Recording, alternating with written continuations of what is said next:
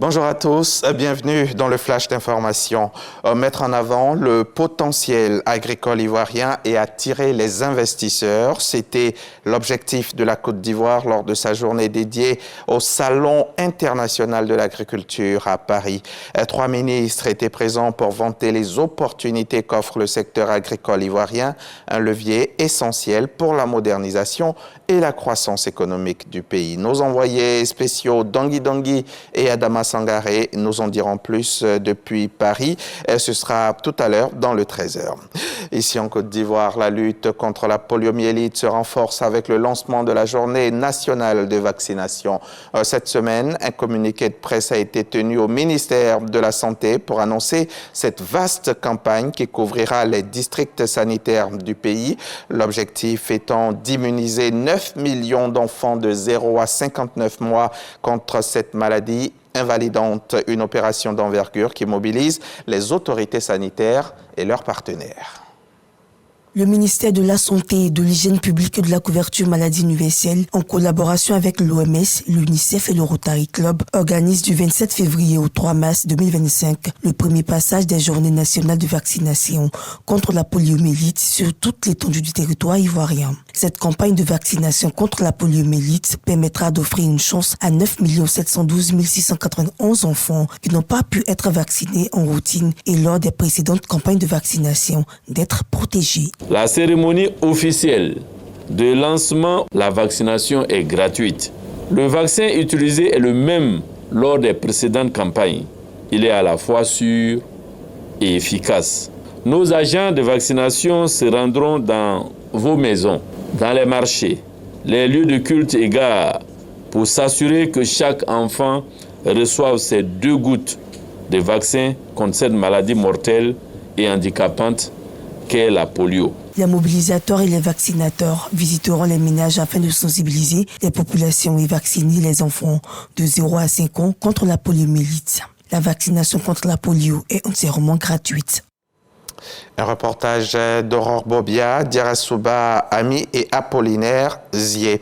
2 explosions ont retenti hier jeudi lors d'un meeting du M23 à Bukavu, grande ville de l'Est de la RDC, récemment tombée sous le contrôle du groupe armé. L'attaque a fait au moins 11 morts et une 60aine de blessés. Le mouvement du 23 mars qui a repris les armes fin 2021 et appuyé par 4000 soldats rwandais déployés dans la région selon des experts de l'ONU s'est emparé mi-février de Bukavu, capitale de la province du Sud Kivu. Et fin janvier, le groupe avait déjà pris le contrôle de Goma, chef-lieu du Nord Kivu. Pour l'instant, aucune information claire n'a été diffusée sur la nature ou l'origine des 2 explosions. Le président de la République démocratique du Congo a dénoncé un acte terroriste odieux qui a été perpétré par une armée étrangère présente illégalement sur le sol congolais, faisant vraisemblablement référence à la présence militaire rwandaise dans la région. Donald Trump, considérablement radouci par la perspective d'un accès aux ressources minières ukrainiennes, accueille ce vendredi Volodymyr Zelensky. En pleine accélération des discussions pour une paix en Ukraine, les enjeux de cette visite vont bien au-delà de l'accord qu'ils signeront sur les minerais stratégiques. L'Ukraine et l'Europe se sont alarmés du soudain rapprochement entre Donald Trump et Vladimir Poutine, qui se sont longuement parlé le 12 février et qui ont lancé des négociations pour mettre fin à la guerre, et ce, rapidement. Le président américain s'est ainsi dit convaincu que Vladimir Poutine tiendrait parole en cas de cessez-le-feu, malgré les avertissements répétés de Londres et Paris sur la fragilité de toute trêve qui ne serait pas accompagnée d'un solide dispositif de contrôle et de sécurité garanti par l'Amérique.